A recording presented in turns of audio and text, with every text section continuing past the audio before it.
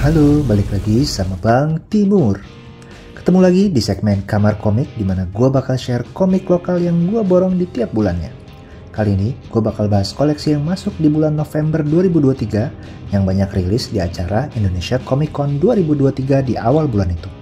Mungkin ini jadi bagian pertama dari sesi Kamar Komik bulan November karena di bulan yang sama juga ada event-event komik menarik lainnya loh. Nah, biar gue makin semangat bikin konten serupa, please comment, like, subscribe, dan share video ini ya. Pertama, ada judul Duet Maut nomor 1 terbitan Skylar Comics dengan cerita yang ditulis oleh Aswin Siregar dan Rama Reksoprojo serta ilustrasi oleh Gary Gastoni dan Iwan Joko pada warna. Kita dibawa ke kota Mandala yang mengalami teror dan ancaman dari makhluk mistis seperti pocong, atau di nomor 1 ini ada teror kuntilanak. Untungnya ada Rex, si dosen teknik mesin pemburu hantu dengan alat canggih ciptaannya dibantu Danny, dukun legendaris di Indonesia yang beraksi dengan ilmu gaib dan ajian saktinya. Bagaimana mereka bisa menghadapi ancaman dari para makhluk mistis yang muncul? Setelah muncul dalam judul showcase Skylar Comics nomor 0, Duet Maut hadir dengan kisah mandirinya dengan mengangkat tema dua pemburu hantu yang beraksi dengan cara modern dan tradisional. Judul ini bisa dibilang masih bersifat pengenalan yang dimulai dengan narasi sejarah semesta Duet Maut yang menjelaskan asal mula para makhluk mistis dan sekelompok orang yang memiliki kesaktian. Lalu dilanjutkan dengan pakem show don't tell yang kuat, sehingga pembaca langsung diajak melihat momen menarik dan aksi pembasmian mistis yang unik di masa kini. Bahkan tanpa masuk ranah spoiler nih, ada plot twist yang tak terduga yang membuat pembaca berpikir ternyata kisahnya nggak selinear dan sesimpel yang kita kira. Gaya gambar Mas Gary nggak usah tanya lagi, punya detail yang cakep banget ditambah angle momen aksi yang kreatif. Didukung oleh pewarnaan Iwan Joko yang tone-nya pas menurut gua, nggak terlalu cerah tapi juga bisa membawa suasana gelap yang cocok sama tema perburuan hantu. Desain dan watak karakter pun dibuat cukup jelas tanpa mengurangi rasa penasaran kita untuk melihat gimana aksi jagoan kita selanjutnya dengan kekuatan yang mereka miliki. Oh iya, komik ini juga punya beberapa varian cover ya. Kali ini gue pilih varian cover A yang dibuat oleh ilustratornya yaitu Gary Gastoni. Sampul yang cukup simpel menjelaskan dua tokoh utama di komik ini. Meskipun komik ini bersambung di akhir cerita, tapi plot awal pengenalannya bisa dibilang selesai di nomor 1 ini, dengan terus membuka potensi plot lanjutan di nomor berikutnya. Jadi buat para Skylar Comics entusias atau kalian yang nyari komik aksi dengan tema pemburu hantu modern dan tradisional, harus banget nih cek judul ini. Apalagi dibuat dengan ilustrasi dan pewarnaan yang apik oleh para komikus handal Indonesia. Komik ini bisa didapetin lewat kontak langsung medsos atau IG Skylar Comics ya. Lanjut, ada komik bertema olahraga yaitu Garuda Squad karya Oktober Ringbing dan Inu Septian terbitan Caravan Studio. Komik ini menceritakan tim muda sepak bola Indonesia Garuda Squad yang sedang bertanding dalam babak penentuan kejuaraan dunia melawan Korea Selatan. Meskipun sudah ketinggalan 2 gol terlebih dahulu, anggota Garuda Squad tidak menyerah, berjuang untuk bisa membalikan keadaan. Komik hitam putih ini merupakan hasil kolaborasi Caravan Studio dengan Persatuan Sepak Bola Seluruh Indonesia atau PSSI yang diinisiasi oleh Erick Thohir, sang ketua umum, dan didukung oleh nama-nama lain seperti Chris Lee serta kreator lain untuk art, tone, desain, serta pewarnaan. Sepertinya komik ini memang dibuat untuk dirilis dalam rangka Piala Dunia U17 yang diselenggarakan di Indonesia. Karena di sampul dalam belakang kita bisa lihat tuh jadwal pertandingan timnas U17 di grup A menghadapi Ekuador, Panama, dan Maroko.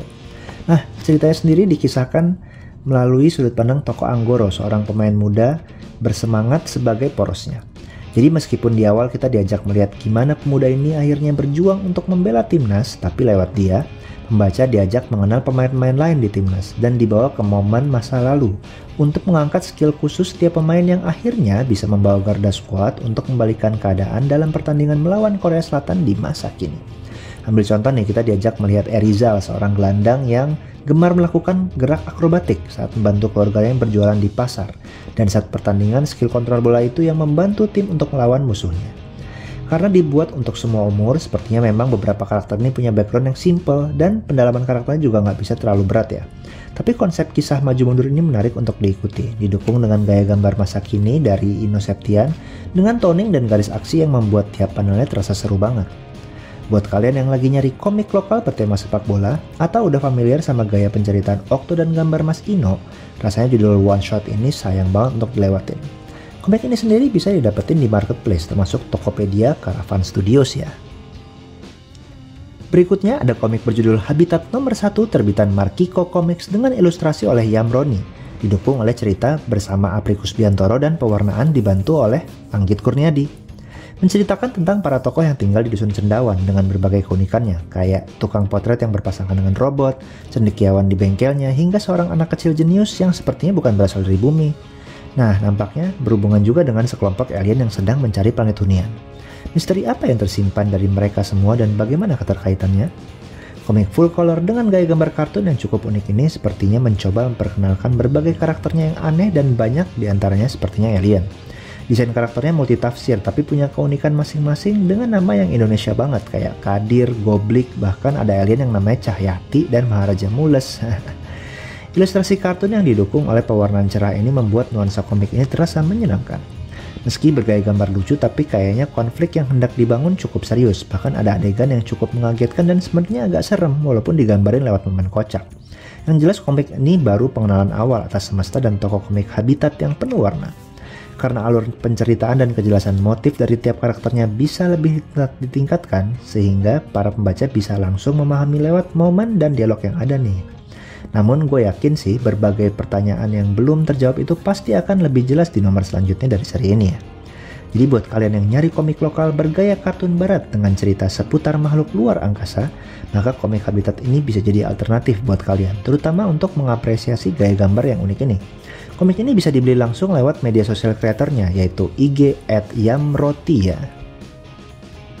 Kita beralih ke judul berikutnya yaitu Henshin Hero Rampage, terbitan independen karya Is Yuniarto yang gak asing lagi pastinya buat para pecinta komik lokal. Komik berlatar Neo Emerald City, suatu kota yang berkembang pesat setelah bencana kaiju yang dialami manusia ini, menceritakan Gale, seorang wanita yang memiliki kekuatan untuk berubah menjadi jagoan bertopeng yang harus masuk dalam suatu sindikat mafia untuk menginvestigasi pimpinan sosok sekte berbahaya yang disekap. Rahasia apa yang akan terkuak dari misi rahasia ini? Is Yuniarto sebagai salah satu tokoh penggerak komik lokal kembali menerbitkan judul yang seingat saya pernah masuk ke webtoon dan diikutsertakan dalam kompetisi komik internasional. Senang banget nih saat dengar judul ini akhirnya muncul versi cetaknya di Indonesia Comic Con 2023. Seperti biasa, Mas Is selalu menempatkan tokohnya dalam suatu latar yang unik. Kali ini suatu dunia setelah manusia berhasil selamat dari bencana kaiju yang muncul 10 tahun lalu, yang justru melahirkan berbagai organisasi jahat yang mengambil untung dari mineral sisa pertempuran kaiju dan sisa energi kosmik pahlawan raksasa penyelamatnya. Angle yang diambil pun selalu unik dan kali ini arahnya ke tema tokusatsu di mana sang jagoan bisa berubah jadi Ranger Brave 5. Lewat gaya gambar terinspirasi manga yang khas dari Mas Is serta pewarnaan yang asik banget bikin tiap adegan aksinya makin menggugah. Kisahnya yang to the point membuka berbagai plot point menarik yang bisa dibuka misalnya ke IP yang lebih luas. Bocorannya ada juga nih di bagian belakang. Misalnya kelompok Panca Brave atau Henshin First yang kayaknya bakal nampilin jagoan-jagoan ala tokusatsu milik Mas Is. Mas Is pun nggak lupa mengemas komik ini dengan production level yang keren, ditambah dengan sampul unik plastiknya yang bisa berubah kayak gini nih. Keren banget nggak tuh? Kayaknya sih bisa jadi ini komik Indonesia pertama yang pakai treatment sampul kayak gini. Gue pernah lihat kayak gini baru di komik Superman yang pakai acetate cover nih. Emang beda ya. Jadi buat kalian yang lagi cari komik Indonesia ala tokusatsu full color dengan latar dunia post apokaliptik atau kalian kolektor karya-karya Mas Is Yuniarto, harus banget dapetin komik ini. Buat kalian yang penasaran bisa kontak langsung kreatornya di IG @is.yuniarto ya.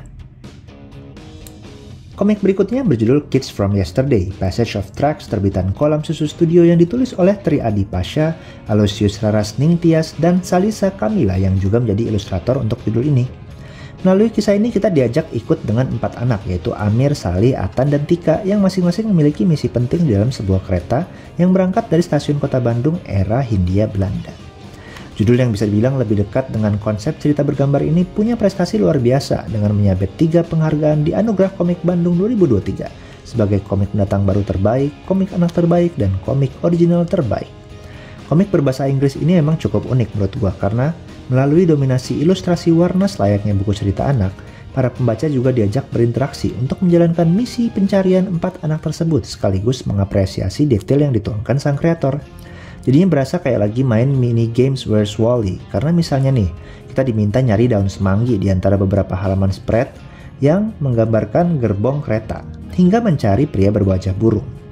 Infonya IP di komik ini juga bakal ada kaitannya sama novel berjudul sama, Kids from Yesterday, yang sedang dibuat Kolam Susu Studio loh. Dan buat yang sering datang pameran-pameran komik, pastinya kalian juga bisa nemuin merchandise menarik tentang KFY lewat postcard atau pernak-pernik lucu kayak bonus yang gue dapetin di komik ini nih. Nah, untuk kalian yang nyari cerita bergambar yang cocok buat anak-anak dengan ilustrasi yang ciamik berlatar zaman kolonial, judul ini sayang banget sih buat dilewatin. Buat yang minat bisa dapetin komik ini dari IG @kfy.story atau @salisak atau @collabsusu.studio. Selanjutnya kita lihat komik kompilasi berjudul Konspirasi, terbitan proyek kolaborasi indie The Visionary Project karya Laras Putri, Edwin T, Ferry Ikhwano, Iskandar Salim, dan Desar Yuarta. Lewat komik kompilasi ini kita bakal disuguhi 5 cerita dengan tema hidden atau sesuatu yang tersembunyi, bahkan sedikit bernuansa mistis, tentunya dengan ragam gaya ilustrasi dan penceritaan yang berbeda dari tiap kreator tersebut. Komik full color ini menurut gue nawarin variasi cerita yang luas ya seputar tema hidden yang diangkat. Judul pertama yaitu The Chosen, karya Laras Putri, ngangkat kisah keris keramat yang justru menjadi penyelamat buat sebuah keluarga, tentunya dengan gaya line art dan tone warna khas Mbak Lele. Selanjutnya, judul Mother, karya Edwin T, menguak misteri seorang wanita simpanan seorang pengusaha sukses lewat pendekatan komik hitam putih yang menambah kesan dark dan mistis dari kisah ini, yang menurut gue digerakkan oleh tagline, "Jika kasih ibu sepanjang zaman, bagaimana dengan amarahnya?" Kalau kayak album lagu nih, nuansa seram itu coba diredam lewat judul selanjutnya, Ultra Yellow, karya Ferry Ikhwano, mengenai rahasia dibalik seorang anak berkekuatan super yang sering dibully teman sekolahnya. Ilustrasi dan warna ala komik strip Eropa dari Mas Ferry bikin suasana lebih cerah, hanya untuk diputarbalikkan lewat plot twist di akhir. Pembaca langsung dibawa masuk ke kisah yang lebih seram, yaitu The Puppet, karya Iskandar Salim yang mengangkat kisah mistis yang muncul pasca meninggalnya seorang dalang wayang potehi. Mas Iskandar selalu bisa nih ngangkat topik budaya dari perspektif yang menarik, dan ilustrasi dengan warna hitam, putih, dan merahnya cocok banget sama vibes horror dan balas dendam yang mau dibawa. Kompilasi ini ditutup judul Saman Smash, karya Desar Yuarta tentang pengusir hantu yang beraksi dengan cara ngajak gelut hantunya ala Gulat Meksiko, yang menurut gua menutup kompilasi ini dengan kisah yang fun tanpa keluar jauh dari tema besar yang ada. Para penggemar komik lokal yang nyari kompilasi bernuansa misteri dari para komikus indie top Indonesia harus banget sih cek komik ini.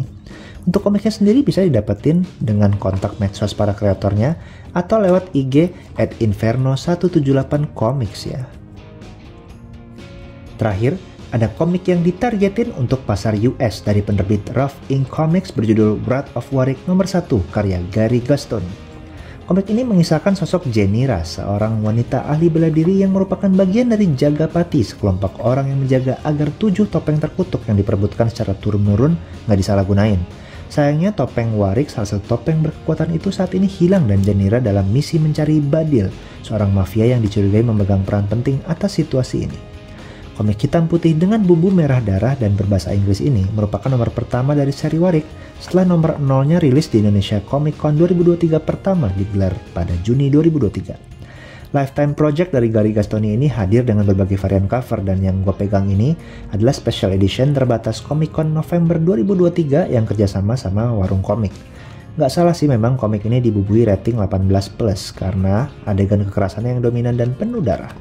Walaupun nomor ini memiliki alur cerita yang simpel tentang pencarian sang protagonis atas sosok antagonis tertentu, tapi pendekatan yang diambil Gary ngingetin gua dengan komik cergam silat Indonesia tahun 70-an, di mana teks dan narasi digunakan untuk memperkuat momen yang digambarkan pada panelnya. Dalam hal panel, Gary juga sangat luwes mengatur komposisi gerakan dan perspektif aksinya, sehingga terlihat rumit tapi tetap asik buat diikutin. Kisah prolog yang menjelaskan semesta dunia komik Warwick serta beberapa flashback dengan ton warna merah juga memperkaya narasi yang dituangkan dalam judul ini. Dan pastinya juga kalau komik ini dibuat full color sesuai target pasar komik US, bakalan makin keren nih. Jadi buat kalian para kolektor komik Indonesia bertaraf internasional atau sekedar mau cari komik aksi dengan mitos lokal yang jadi salah satu upaya komikus Indonesia menembus pasar global, sayang banget buat lewatin komik yang satu ini. Buat yang minat tentunya dengan varian cover lainnya bisa cek langsung ke IG @roughink atau @gastoniart ya. Jadi gimana menurut kalian komik yang gue borong di awal November 2023 ini? Ada yang bikin kalian tertarik untuk cari atau baca? Bisa langsung cek di kanal distribusi komik lokal yang udah gue share ya. Oke, itu dulu dari gue. Jangan lupa untuk terus baca dan dukung terus komik Indonesia yang pastinya gak kalah keren sama komik internasional ya. Sampai ketemu di video berikutnya. Cus.